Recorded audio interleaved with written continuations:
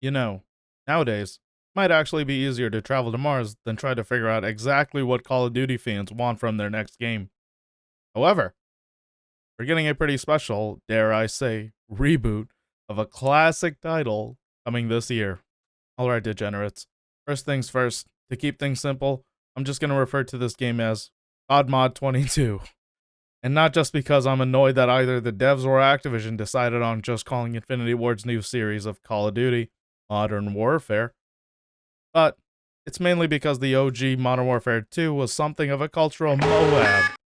To say this game was huge would be an understatement. I think the Act-Man's opening statement from one of his videos describes it perfectly.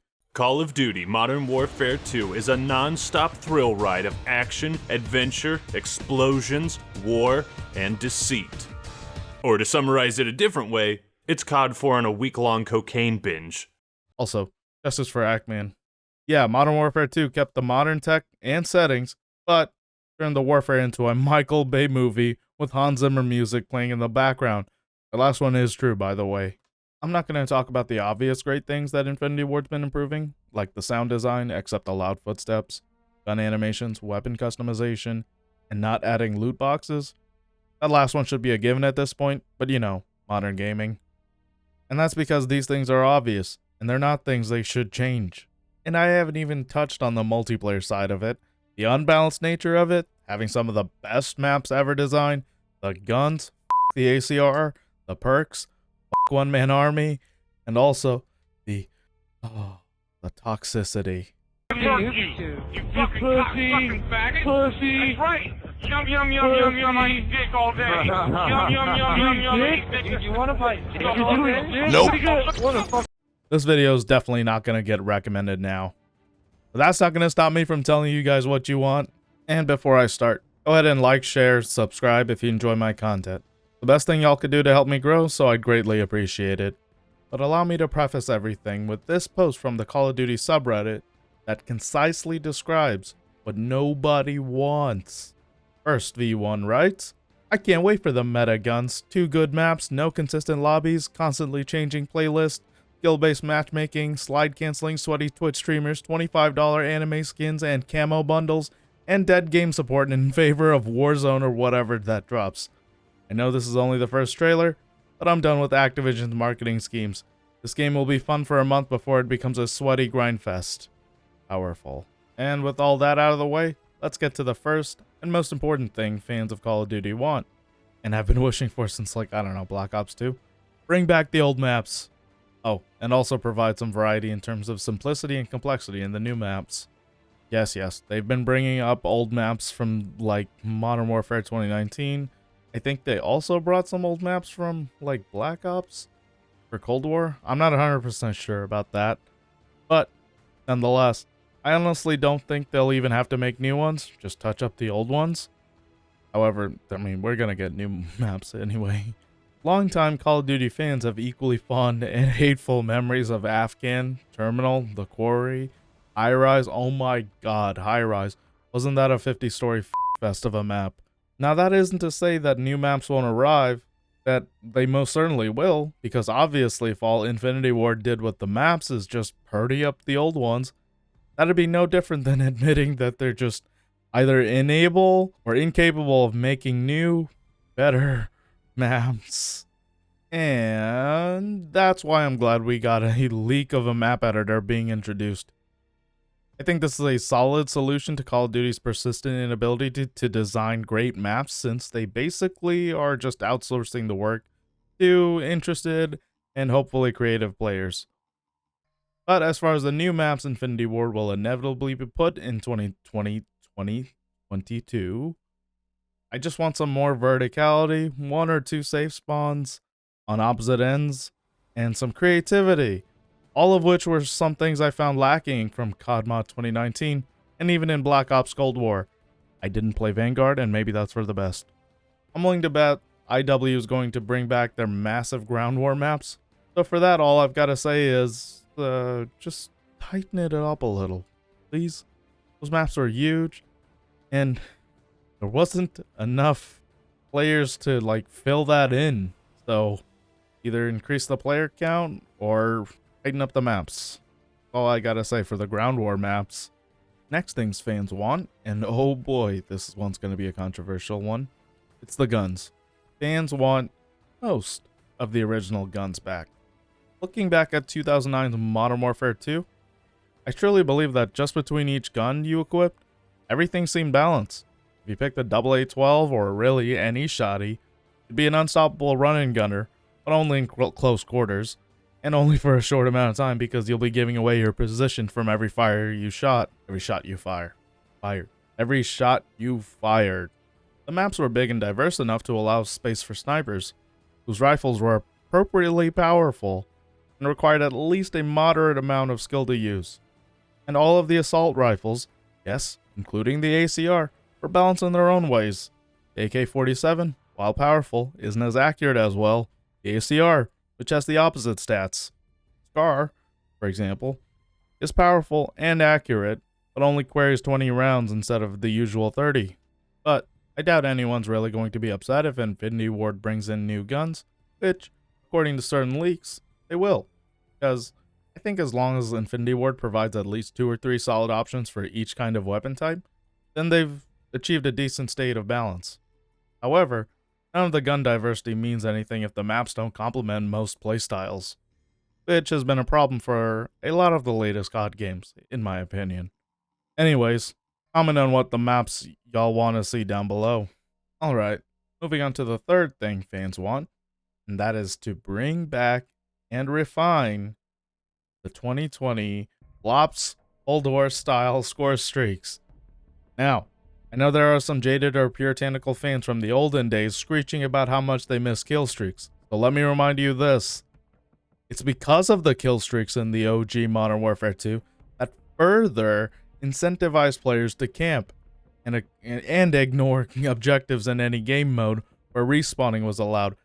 Obviously, camping is great in Search and Destroy, and this was something that the devs back in Modern Warfare 3 basically just, I guess, confessed to what ended up inevitably happening. We are giving the players, you guys, more choices and supporting a larger variety of playstyles than ever before. This is the most balanced multiplayer experience we have ever done. And this is what we mean. In Modern Warfare 2, there was a huge difference in experience between the expert player and the newcomer. For a 40 kill, 5 death kind of guy like Robert Bowling here, it was a ton of fun, right? Kicking ass, taking names.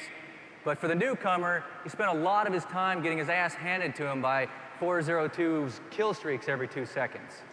So for the experienced guy, Modern Warfare 3 is better, more strategic than ever. And we made the game more fun for the newcomers. Yeah. It's all about refocusing on that gun-on-gun gameplay, the close-quarter battles that's a signature for our series. That's what balance is all about to us. So we've taken that philosophy and we're applying it to the weapons, the classes, the kill streaks, the map layout, the speed of movement of the player, the perks. Every element of the game has gotten more balance. It means no one-man army, no game-ending nuke, no shotguns as secondaries, definitely no, definitely no commando perk. No last stand. You last stand. Understand that I'm not saying MW2 is where the dreaded trend of camping started, but it became way easier to dominate a match as a camper because you'd be stacking up kill streaks sitting or lying down somewhere in whatever map. And speaking from experience, Killstreaks and Scorestreaks, I'd wager 8 times out of 10 will determine the outcome of any given match, depending on the mode. And that isn't to say the Killstreaks from 2019's Modern Warfare were bad, far from it. It's just that it completely causes an imbalance, albeit a natural one, in every game.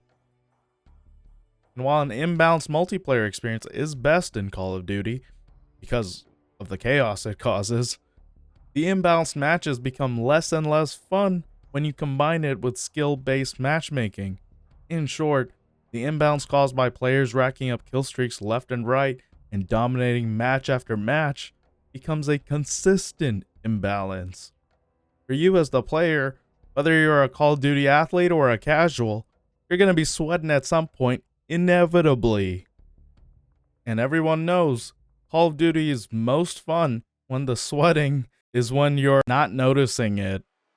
Okay, so I just realized I just showed a video talking about how Modern Warfare 3 balanced stuff around. However, I'd still argue that Modern Warfare 3 was still pretty imbalanced when you take into account what the support strike package did. That's what they were called back then. As well as the specialist strike package. Because they basically gave you like almost free pass to get a certain type of juggernaut, a certain type of like emergency airdrop, which was called like an escort airdrop, and an EMP. So it was balanced out, but it resulted in imbalanced gameplay is what I'm trying to say. At least that's how I remember it. Maybe I'm wrong. Tell me otherwise in the comments if I am. But that's how I recall. I just recorded this later. As far as the selection of what those kill streaks will be, I trust infinityward to get this right. They usually nail the kill streaks, so I'm not concerned with what we're gonna get. I'm like 99% sure we're gonna get our usual UAV, Predator missile, Giga UAV. I missed the Blackbird from Black Ops, Copper Gunner, AC-130, etc., etc. Maybe we'll get an EMP. I'd like to see that return. What kill streaks do you guys want to see? Comment down below.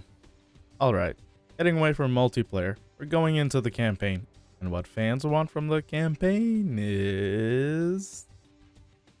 well, you know, not much different from 2019's. Except, for the love of God, you don't have to have Stephen King or Cormac McCarthy levels of darkness in your campaign Call of Duty. Yes, children and dogs die in war, that's been true forever. But it felt really heavy-handed in Modern Warfare 2019. The exact opposite of Modern Warfare 2 from 10 years before that. I mean, just for example, that whole mission where you got to play as Farah as a kid didn't shock me as much as it annoyed me. I'd imagine the same for most fans. And that's not because I don't have feelings, for the most part. But by that point, I'd have already seen guys get deep fried from white phosphorus, another guy getting blown up from a suicide vest, watch a woman get beat, see some other guys just hanging, walk into a makeshift gravesite of untended corpses, and watch this guy kill this kid's dad and then kill the kid right after. Maybe he missed. And all these missions are hours before the prepubescent Farah mission. infinityward didn't glorify Modern Warfare, but they sure as hell tried to desensitize their players from the horrors of it. It feels weird when Call of Duty tries to put you in the shoes of a child in the middle of a horrific situation because it's such a radical break from the flow of gameplay you've been accustomed to. It makes sense in a game like Resident Evil 2 Remake because the whole game is built around you feeling like you're never safe. And the weird thing is, Call of Duty managed this amplification of tone pretty well before, back in MW2's infamous No Russian mission. You guys remember that, right? And not just the tone, but also, I'm pretty sure fans don't want to play as the most elite soldiers in the modern world who go after the Mexican cartel. Yes, they are dangerous. And yes, Sicario is a sick-ass movie, but the world is not threatened by them. Not the whole world. Which, I mean, I don't think the game's gonna be entirely modern Narcos. But funny thing is, this would be a great time PR-wise for CoD to have more Russian bad guys.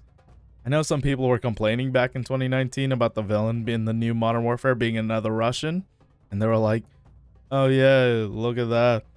Another Russian bad guy. Really creative there, Call of Duty. Whereas, now if they did that, people would just go, well, they are the bad guys now, so... Well, not every Russian person, of course. I'm just saying, like, the leadership and government. Y'all know how fucking sensitive people everyone is nowadays. But more important than sticking to a consistent tone, I would say is having a fair amount of both stealthy missions and action-packed ones take priority. I'm not emphasizing this so much because it's basically the biggest piece of criticism infinityward got for their campaign. Ideally, what fans would love to see are missions that let you figure out how you want to go about and complete them. The last mission in Advanced Warfare is probably the best example of this, where you have to check like 3 different locations in order to find, I forgot who or what, but you know what I mean. Non-linear missions. All in all, I'm pretty hopeful, not hyped, by CoD Mod 22. infinityward's shown that they've gotten most of their mojo back in 2019. and from what we've seen of gameplay as of now, shows that it'll at least be solid, gameplay-wise. We won't know much about the story until later, neither will we get a good feel of the multiplayer until the beta's out. Nonetheless, that's what I think fans want from CoD Mod 22. Let me know in the comments down below what you think I got right, wrong, or totally left out. As always, be sure to hit that like button, share this video, and subscribe if you haven't. Take care, guys.